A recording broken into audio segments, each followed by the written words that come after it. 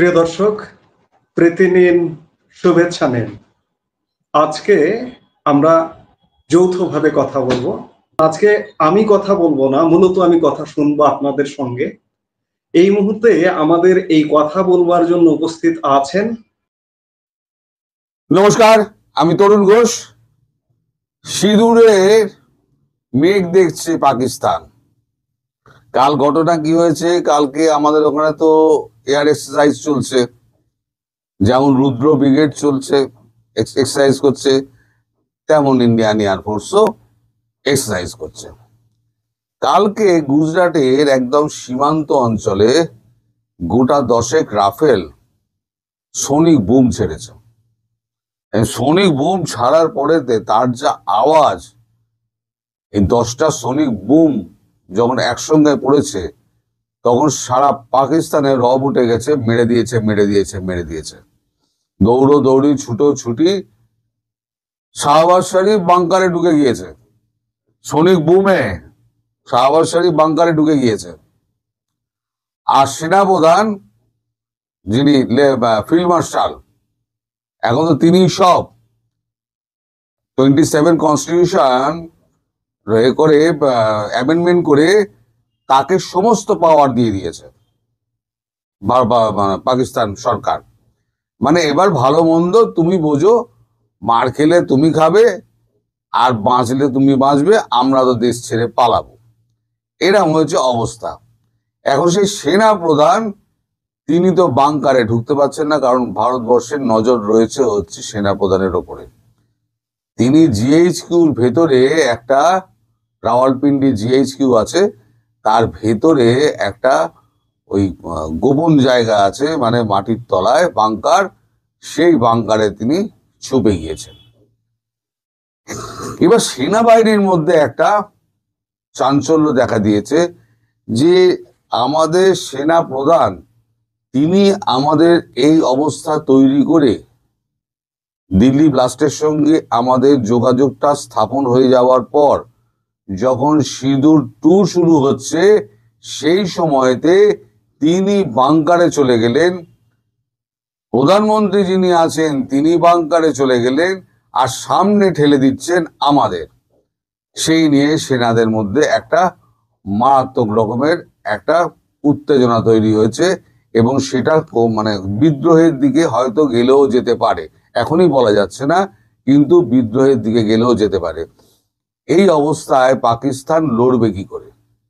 এক হচ্ছে ভয়, 2 হচ্ছে সেনা প্রধানের অনুপস্থিতি। তিনি ভেতর থেকে টেলিফোনে, মানে বাংকারের ভেতর থেকে 250 ফিট নিচে বাংকারের ভেতর থেকে তিনি টেলিফোনে সমস্ত নির্দেশ দিচ্ছেন এবং সেনাবাহিনীকে মোবিলাইজ করার চেষ্টা করছেন। তিনি সাহায্য চেয়েছেন আমেরিকার এবং সাহায্য চেয়েছেন চীনের। আমেরিকা তো মেরে দিয়েছে 1 লাখ, কারণ এখন তো ভারতবর্ষকে দরকার আমেরিকার, ফলে কেন তুই তোর মতো ভিখারির সঙ্গে আমি যাব, মেরে দিয়েছে 1 লাখ।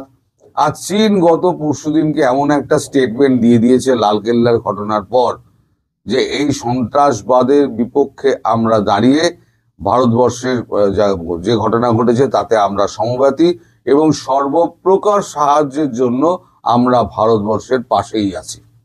চীনের এই বিবৃতিটা ওদের যে গ্লোবাল পোস্টে, মর্নিং গ্লোবাল নাকি একটা কাগজ আছে চায়নার, সেখানে প্রকাশ করার পর তারপরেতে একবারে পাকিস্তানে আরো তুলকালাম লেগে গেছে যে পাশ থেকে আমেরিকা সরে গেল, পাশ থেকে চীন সরে গেল, তাহলে আমাদের রইলটা কি? এদিকে তার্কি রয়েছে, তার্কির পেছনে তো একেবারে তার্কি আর আজারবাইজানের পেছনে আর্মেনিয়া আর গ্রিসকে লাগিয়ে দিয়েছে, ব্রহ্মস দিয়ে দিয়েছে, দামাদ্দম এদিক ওদিক মারপিট হচ্ছে, তার্কি আর এদিকে নজর দিতে পারবে না। এবার আমি যে প্রশ্নটা করেছিলাম না আপনাদের দর্শক, যে যার দেশের এই অবস্থা, সে এসে যার নৌবাহিনীর জাহাজ ওই গোয়াদার পোর্টে নিয়ে গিয়ে লুকিয়ে রাখে ভারতীয় নৌবাহিনীর ভয়ে, তারা এসে বাংলাদেশকে তারা সাহায্য করবে এবং যুদ্ধে সহযোগিতা করবে, এই স্বপ্নে বিভোর হয়ে রয়েছিলেন আমাদের এই বাংলাদেশের যারা এই উগ্রপন্থী যারা রয়েছে, তারা দিবা স্বপ্ন দেখতে ভালোবাসে। এবার নিজের দেশ বাঁচাতে ব্যস্ত হচ্ছে পাকিস্তান, এবং পাকিস্তান জানে যে কোনো দিন মোদিজি এটা বলে পরিষ্কার বলে দিয়েছেন, এর পিছনে যারা যারা আছে তাদের প্রত্যেককে খুঁজে আমি বার করে শাস্তির আওতায় আনব। ভারতবাসীর রক্ত এত সস্তা নয় যে চাইলেই ভারতবাসীর রক্ত বইয়ে দেবে। এদিকে তো ব্যাপক ধরপাকড় হচ্ছে, সে খবর আমি পরে বলবো। ওদের প্ল্যান ছিল 32টা জায়গায় 26 তারিখে দিওয়ালিতে একটা করার কথা ছিল, সেটা লাস্টে পোস্টপন করে দিয়েছিল। 26শে জানুয়ারির প্রজাতন্ত্র দিবসে এই সিরিয়াল ব্লাস্টটা করবে বলে ওদের পরিকল্পনা ছিল। আমাদের এজেন্সিকে আমি মানে আক্ষরিক অর্থে আমার প্রথমেই শুরু করা উচিত ছিল আমাদের এজেন্সিকে ধন্যবাদ দিয়ে, যে এজেন্সি আমাদের এত তৎপর এবং এইভাবে এজেন্সি পুরোটা একদম ফাঁস করে দিয়ে সব শেকড় শুদ্ধ তুলে বার করছে। এটা একমাত্র ভারতবর্ষ আর মোসাদি করে দেখাতে পারে। সাথে বলি, আমাদের ভারতবর্ষে যদি কেউ একটা মানুষ মেরে যদি পৃথিবীর যে কোনো প্রান্তে যদি লুকিয়ে থাকে, তাহলে ভারতবর্ষে কিন্তু তাকে খুঁজে ঠিক বার করে নেবে। কালকে নরেন্দ্র মোদী কালকে সিসিএস এর মিটিং এর পর 3 সেনাবাহিনীর প্রধান, সিডিএস, আমাদের প্রতিরক্ষা মন্ত্রী সবার সঙ্গে বসেছিলেন। বসে একদম ডিটেলে প্ল্যান চোখে নিয়েছিলেন। ডিটেল প্ল্যান চোখে নিয়ে প্রচন্ড প্রহার ওদিকে, এদিকে দেখো পূর্বী প্রচন্ড প্রহার আছে। পূর্বী প্রচন্ড প্রহার নিয়ে আমি বিকেলবেলা সন্ধ্যেবেলার দিকে ভিডিওটা করব। এদিকে হচ্ছে পশ্চিমে যেটা আছে প্রচন্ড প্রহার, আর তার মধ্যে আছে রুদ্র ব্রিগেড। রুদ্র ব্রিগেড হচ্ছে কি 24 ঘন্টা ইন্টু 365 দিন এরা একদম অ্যালার্ট থাকে সব সময় যুদ্ধ করার জন্য। সেখানে 4 ব্রিগেড রুদ্র ব্যাটালিয়ন, সেখানে রুদ্র ব্রিগেড সেখানে বসে আছে। এবার এরা একটা সংকেত পাবে আর সঙ্গে সঙ্গে একেবারে করাচি অভিমুখে ট্যাঙ্ক দিয়ে রওনা হবে। এদিকে পাকিস্তান এত ভয় পেয়েছে, একদিকে হচ্ছে আফগানিস্তানের সঙ্গে মারপিট হচ্ছে চূড়ান্ত ভাবে, আবার মধ্যিখান দিয়ে যে আমাদের কাশ্মীরের একদিক দিয়ে সৈন্য তুলে নিয়ে গিয়ে ট্যাঙ্ক ফ্যাঙ্ক দিয়ে কোনো রকমে একটু এগুনোর চেষ্টা করছে সার্কিকের দিকে। কিন্তু ওই সনিক বুম যখন ছেড়েছে 10টা, তখন ওই ট্যাঙ্ক ঘুরিয়ে সোজা একদম করাচির দিকে পালিয়ে গিয়েছে, মানে আর এদিকে আসেনি। কারণ বুঝতে পেরেছে, হয়তো মনে করেছে হয়তো মিসাইল ফিসাইল মারছে, কোথায় গিয়ে পড়ছে দেখতে তো পাচ্ছি না, কিন্তু শব্দ তো পাওয়া যাচ্ছে। শব্দ তো সবার আগে আসে, শব্দ পাওয়া যাচ্ছে। ওদিকে মালটা সনিক বুম, সেটা তো ধরতে পারিনি। তবে এই যে ফলস ফ্ল্যাগ অপারেশনটা হলো না, এই ফলস ফ্ল্যাগ অপারেশনের পর এখন যে কোনো দিন পাকিস্তানকে মারবে। পাকিস্তানের প্রধানমন্ত্রী আন্ডারগ্রাউন্ডে চলে গেছে, সেনা প্রধান আন্ডারগ্রাউন্ডে চলে গেছে, সামনে পড়ে রয়েছে নিরীহ সৈন্যবাহিনী, তারা পটাপট মরবে। তারা এখন বিক্ষোভ দেখাতে শুরু করেছে এবং বিদ্রোহ খুব শিগগির পাকিস্তানি সেনাবাহিনীর মধ্যে শুরু হবে। এটা আপনারা লিখে নিন। এখন যা অবস্থা, পাকিস্তান এখন ফাঁদে পড়ে গেছে। তার পাশে নেই আমেরিকা, তার পাশে নেই চীন, তার পাশে নেই টার্কি। কারণ টার্কি নিজের ব্যাপারে এত ব্যস্ত হয়ে রয়েছে, টার্কির এদিকে নজর দেওয়ার মানে সময় পাবে না। আর বাকি বিশ্ব তো কেউ পাত্তাই দেয় না। সেখানে বাংলাদেশের অবস্থাটা কি হবে এবার আপনারা ভেবে দেখুন। এই বাংলাদেশ কি করছে, কত রকম খেলছে এবং ভারতবর্ষের সঙ্গে কিরকম তার মানে সখ্যতা করার চেষ্টা করছে এবং কিভাবে হাতে পায়ে ধরছে, সে খবর আমি বিকেল বেলা বলবো। আর এনিমি অফ দ্য নেশন যেটা ঘোষণা করার আমাদের মানে এনিমি স্টেট তো পাকিস্তান ঘোষিত। আপনি গুগলে মারুন এনিমি স্টেট অফ ইন্ডিয়া, গুগলে মারুন, দেখতে পেয়ে যাবেন সবার উপরে আছে চায়না, তারপরে আছে ভারত। এখন চায়না চলে গেছে কিন্তু ওরা রয়ে গেছে। তারপরে আছে পাকিস্তান, তারপরে আছে ইউএস আছে, তারপরে আপনার ব্রিটেন আছে, এই সমস্ত পরপর রয়েছে। কিন্তু সবার উপরে রয়েছে পাকিস্তান, যাকে এনিমি স্টেট বলে দেখে দিয়েছে। এবার ইউনুসকে এনিমি অব দ্য কান্ট্রি বলে দিয়েছে, বলে দেওয়ার প্রক্রিয়া শুরু হয়েছে। খুব শীঘ্রই সে প্রক্রিয়া শেষ হয়ে যাবে এবং তার ফলে কি হতে পারে না হতে পারে সেটা আমি সন্ধ্যাবেলার ভিডিওতে বলবো। এবং আরো প্রচুর খবর রয়েছে, যে খবরগুলো আপনাদের মনোরঞ্জনের পক্ষে বেশ ভালো। ইউনেসকে কাঁপিয়ে এবার দিল্লি বিস্ফোরণ নিয়ে ইন্টারপোলে দ্বারস্থ হচ্ছে ভারত, এবং নিঃসন্দেহে এটি বড় ধামাকা, কারণ সাম্প্রতিক সময়ে আন্তর্জাতিক স্তরের পুলিশের সাহায্য ভারত কিন্তু খুব একটা নেয়নি। অপারেশন সিন্দুর বলুন কিংবা তার আগে পুলওয়ামা অ্যাটাক বলুন, এই প্রথমবারের জন্য বর্তমানে ইন্টারপোলের দ্বারস্থ হয়েছে ভারত। এবং একটা জিনিস স্পষ্ট হয়ে যাচ্ছে এতে, যে আন্তর্জাতিক যোগ আজকে এই দিল্লি ব্লাস্টের সঙ্গে কিন্তু পুরোপুরি যে জড়িয়ে গেছে তা ভারতের গোয়েন্দারা ইন্টারন্যাশনাল সার্কিটে কিন্তু প্রমাণ করে দিচ্ছেন। অন্তত 3টি জায়গায় যেখানে বাংলাদেশের সঙ্গে যোগ খুঁজে পেয়েছে ভারত, এবং শুধু বাংলাদেশ নয়, এই পুরো নেটওয়ার্কটাকে বলা হচ্ছে তুর্কি Bangladesh white collar terror network. অর্থাৎ তুরস্ক বহুদিন ধরে যা চেষ্টা করছিল কখনো পাকিস্তান এবং বাংলাদেশকে নিয়ে, এবং আজকে দেখা যাচ্ছে সেই চেষ্টা বাস্তবের মাটিতে তারা পূরণ করার জন্য এক স্টেপ এগিয়ে গেছিল। যদিও ভারতের গোয়েন্দারা অত্যন্ত বিচক্ষণতার সাথে অনেক বড় হামলা কিন্তু আটকে দিয়েছে। হ্যাঁ, দিল্লি বিস্ফোরণ হয়তো হয়েছে, কিন্তু এই দিল্লি বিস্ফোরণের আড়ালে থাকা অনেক বড় পরিকল্পনা কিন্তু ভেস্তে গেছে শুধুমাত্র ভারতের গোয়েন্দাদের তৎপরতার জন্য। আর এরপর ভারতের গোয়েন্দারা অত্যন্ত অ্যাগ্রেসিভলি এই নেটওয়ার্কের জাল ঠিক কত দূর পৌঁছেছে সেই পার্টিকুলার জায়গাটিকে সমূলে উৎপাটন করার চেষ্টা করছে, তা কিন্তু পরিষ্কার হয়ে যাচ্ছে। এখানে পরিষ্কার বলা হচ্ছে জম্মু কাশ্মীরের পুলিশ এবার ইন্টারপোলের দ্বারস্থ হয়েছে। কেন ইন্টারপোলের দ্বারস্থ হয়েছে? এই টেরর মডেল নেটওয়ার্কে এখনো অব্দি যে 8 জন ডাক্তার গ্রেফতার হয়েছিলেন, সেই ডাক্তারের মধ্যে একজনের নাম হলেন ডক্টর আদিল। এই ডক্টর আদিলের ভাইয়ের নাম ডক্টর মুজাফফর।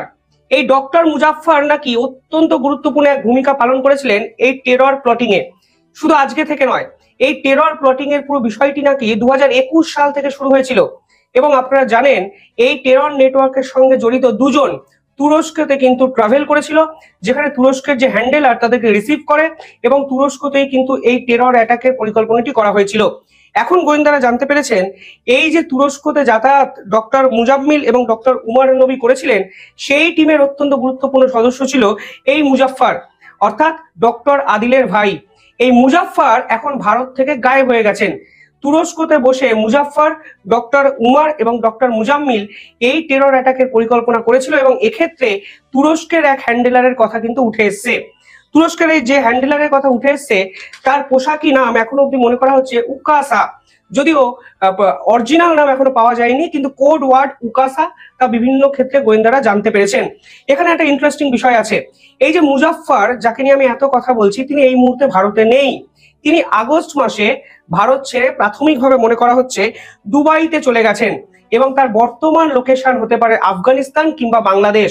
আর এখানেই কিন্তু বাংলাদেশের নামটা প্রথম ক্ষেত্রে জড়িয়ে যাচ্ছে, যে বাংলাদেশ এই টেররিস্টদের সেফ প্যাসেজ হয়ে যাচ্ছে। এবং আপনারা বুঝতে পারছেন এই পুরো ঘটনার নেপথ্যে যেহেতু তুরস্কের হ্যান্ডেলার উকাসা আছে, তাই এই হ্যান্ডেলারের পক্ষে মুজাফফরকে বাংলাদেশের শেল্টার করিয়ে দেওয়া খুব একটা সহজ কঠিন কাজ নয়, অত্যন্ত সহজ কাজ। এবার আফগানিস্তান কিংবা বাংলাদেশ এর সাসপেক্টেড লোকেশন ভারতের গোয়েন্দারা মনে করছেন, ফলে ইন্টারপোলের দ্বারস্থ হয়ে গেছে ভারত, এবং এই পুরো বিষয়টা আরো কিন্তু জটিল হয়ে যাচ্ছে ক্রমশ। এবং মোহাম্মদ ইউনূস যদি অবিলম্বে এই টেরর নেটওয়ার্ককে আইডেন্টিফাই করতে না পারেন, তাহলে ভারত কিন্তু বড়সড় অ্যাকশনে যে ঝাঁপাবে তা কিন্তু পরিষ্কার হয়ে যাচ্ছে এই অ্যাগ্রেসিভলি এই ধরনের মুভমেন্টে। পাশাপাশি আরো একটা ইন্টারেস্টিং তথ্য বাংলাদেশকে নিয়ে আমাদের সামনে এসছে। এই পুরো ঘটনার নেপথ্যে এক মহিলা উইং তৈরি করার চেষ্টা কিন্তু হয়েছে। যে মহিলা উইং কে তৈরি করেছিল? ডক্টর শাহিন, যিনি কিন্তু প্রথম মহিলা ডাক্তার যিনি টেরর নেটওয়ার্কে ধরা পড়েন। এই ডক্টর শাহিনের সঙ্গে কার যোগাযোগ পাওয়া গেছে? মাসুদ আজহারের বোনের যোগাযোগ পাওয়া গেছে। মাসুদ আজহারের বোনের কাজটি কি ছিল? সাদিয়ার কাজটি কি ছিল? না, তাদের কাজটি ছিল জয়সি মোহাম্মদের হয়ে মহিলা উইং তৈরি করা। এবং তারা কবে তৈরি করতে চেয়েছিলেন?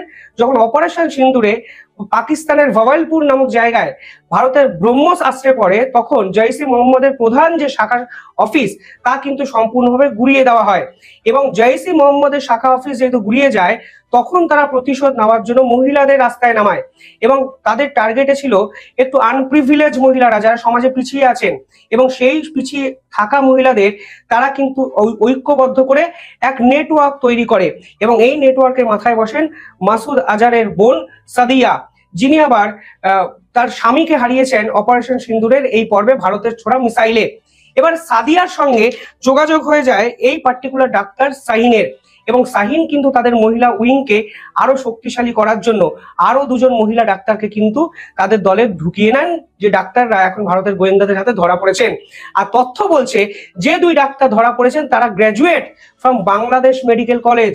অর্থাৎ এই যে দুই ডাক্তারকে ভারতের গোয়েন্দারা ধরলেন, তাদের ব্রেন ওয়াশটাও করা হয়েছিল বাংলাদেশে। অর্থাৎ প্রত্যেকটি পদক্ষেপে মোহাম্মদ ইউনূসের এই বাংলাদেশের বর্তমানে যে রেডিক্যালাইজড চেহারা, তা কিন্তু ভারতের গোয়েন্দারা এস্টাবলিশ করে দিচ্ছেন। এবং বাংলাদেশে বসে ভারতকে অশান্ত করার ছক যে মহিলারা দিনের পর দিন করেছেন, সেই মহিলাদের কাজে লাগানো হয়েছে এই পুরো terror model network set up করতে। অর্থাৎ প্রথম সাসপেক্ট হলো যাকে ভারত খুঁজছে, সে কোথায় আছে, বাংলাদেশ না আফগানিস্তানে। দ্বিতীয় প্রশ্ন হলো তুরস্ক এবং বাংলাদেশ যেভাবে ভারতের বিপক্ষে এই পরিকল্পনাটি করেছে, তার রুটটা কোথায়, কোথায় লুকিয়ে আছে উকাসা, কোথায় লুকিয়ে আছে মুজাফফর। এবং আরো একটা ইন্টারেস্টিং বিষয়, কেন বাংলাদেশ এই পুরো বিষয়টার মধ্যে সেন্ট্রালাইজড হয়ে যাচ্ছে।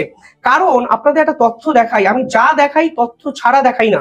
আপনার স্ক্রিনে এই খবরের কাগজটি দেখতে পাচ্ছেন, যেখানে হেডিংটা দেখুন, 3000 কেজি অ্যামোনিয়াম নাইট্রেট ভারতবর্ষে ঢুকেছে।